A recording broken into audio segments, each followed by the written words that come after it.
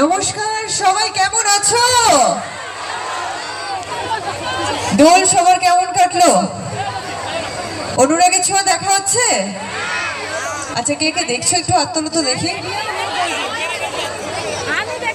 ওকে, ঠিক আছে, হাত নামি না। কে কে দেখছো না এবার হাত তোলো।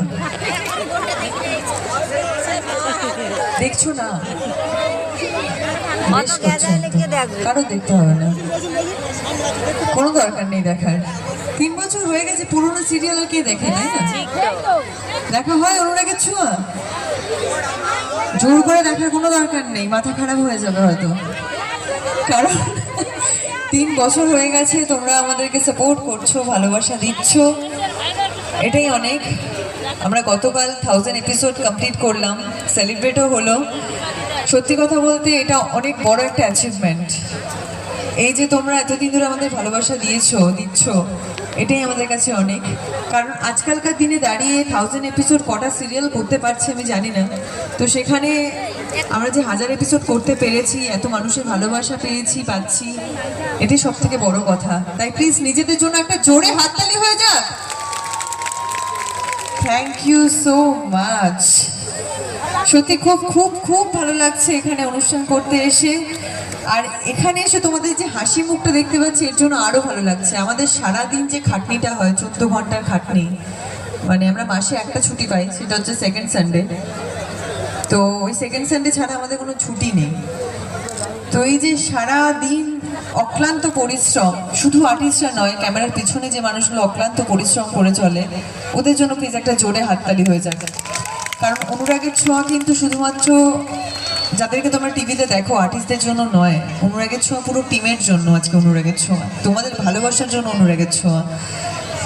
তো চলো, তার আগে একটা ছোট্ট গান শুরু করার আগে আমি একটা ছোট্ট টেস্ট নিতে চাই। সেটা হচ্ছে আমি দেখতে চাই মেয়েদের এনার্জি বেশি না ছেলেদের। ওকে, তো লেডিস ফার্স্ট, 3 2 1 কাউন্ট করবো। মেয়েদের থেকে একটা জোরে চিৎকার চাই। আমাকে কাউন্টটা করতে দাও। আমি জানি তোমাদের এনার্জি প্রচুর, আমার থেকেও বেশি। 3 2 1। আচ্ছা, এবার ছেলেরা রেডি তো? সবাই মনে হচ্ছে মিলিয়ে মিশিয়ে আছে, পার্টিকুলার একটা সাইড করে আমি যেতে পারছি না। ওকে বয়েজ, রেডি, 3, 2, 1। আচ্ছা, দেখবো অনুষ্ঠানের শেষ অবধি কাদের এনার্জিটা বেশি থাকে। ওকে, তো কিছুদিন আগে দোল গেছে, একটা দোল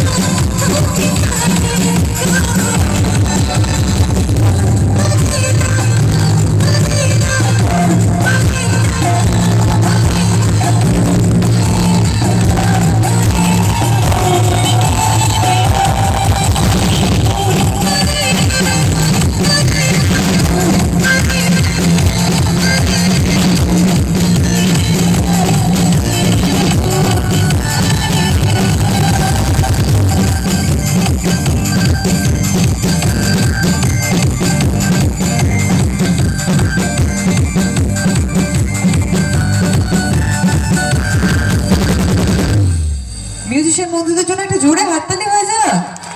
क्या बात। তো চেষ্টা করবো একবার, সেটা এখন নয়, আর কিছুক্ষণ পর আর কি।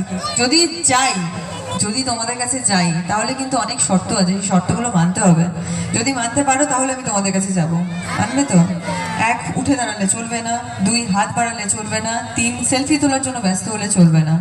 সবাই সবার যেখানে বসে আছো সেখানে বসে থাকতে হবে, কিন্তু উঠে দাঁড়ালে বা ব্যস্ততা হলে হবে না। রাজি? এই শর্তে যদি রাজি থাকো তাহলেই আমি তোমাদের সাথে কি একটু কথা বলতে পারবো, ব্যাস। রাজি তো? ঠিক আছে, আর কিছুক্ষণ পর আমি তোমাদের কাছে আসার চেষ্টা করছি।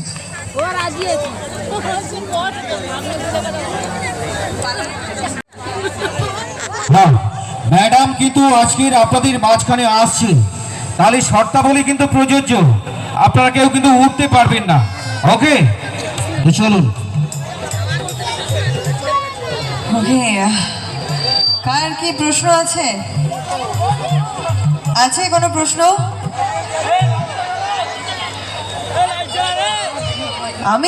আমি খুব ভালো আছি, তোমাদের দেখে আরো ভালো হয়ে গেছি। কার কি প্রশ্ন আছে? কারোর কোনো প্রশ্ন নেই? এটা হতে পারে? বলো। হ্যাঁ, মিশকা মরবে কবে? কে জানে, কই মাছের জান মনে হয়, মরবে না ও কোনোদিন।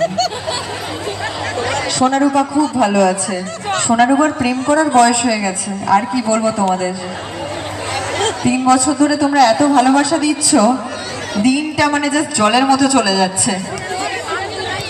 বোন তো আবার শয়তানি করতে লেগেছে, মানে ও আর থামছে না। সৎ মা আর সৎ বোন মিলে আবার শুরু করেছে, মানে একজন যায় তো আর একজন আসে, ব্যাপারটা এরকম হয়ে গেছে।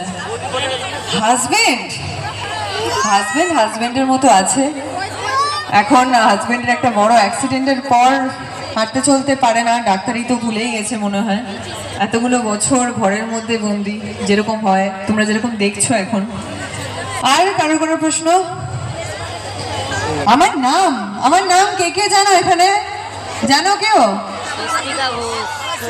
দীপা সেনগুপ্ত অন স্ক্রিন নাম, আমার অফ স্ক্রিনের নাম কি শুনতে পেয়েছো? কি বলো তো?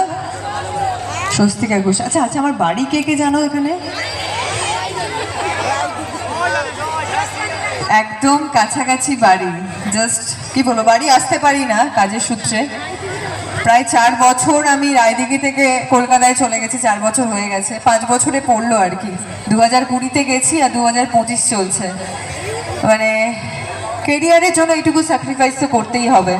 নিজের গ্রাম ছেড়ে শহরে গিয়ে এখন পুরোপুরি সেটেল কাজের জন্য, এখন ওখানেই থাকতে হবে। এবার হ্যাঁ, রায়দিঘিতে আসা হয় না ঠিক কথাই, বাট হ্যাঁ ছুটি পেলে তো ডেফিনেটলি আসবো, যেহেতু ওটা আমার জন্মভিটে। আচ্ছা, আর কোনো প্রশ্ন আছে?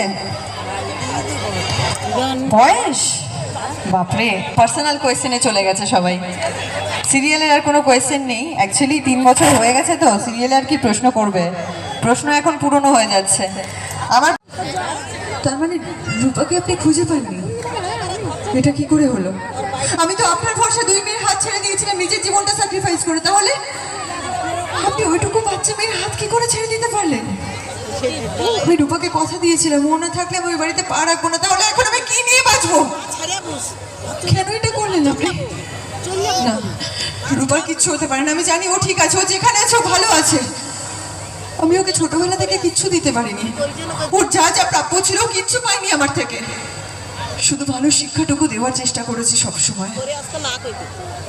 আজ যখন ও সব কিছু পেলো, নিজের বাবাকে ফিরে পেলো, নিজের বোনকে ফিরে পেলো, নিজের পরিবারকে ফিরে পেলো, তখন এইভাবে সব কিছু মেয়েটা হারিয়ে ফেললো।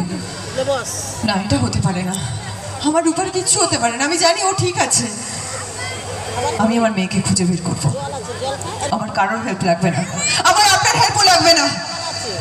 মা মেয়েকে খুঁজে বের করবে, যেভাবেই হোক খুঁজে বের করবেই। Thank you so much.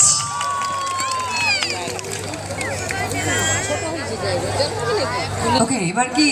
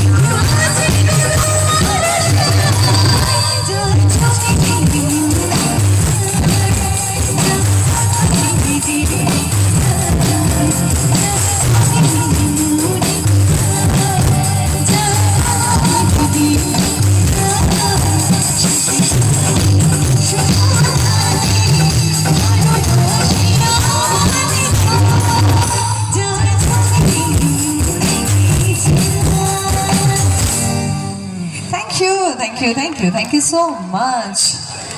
Okay, দেখতে দেখতে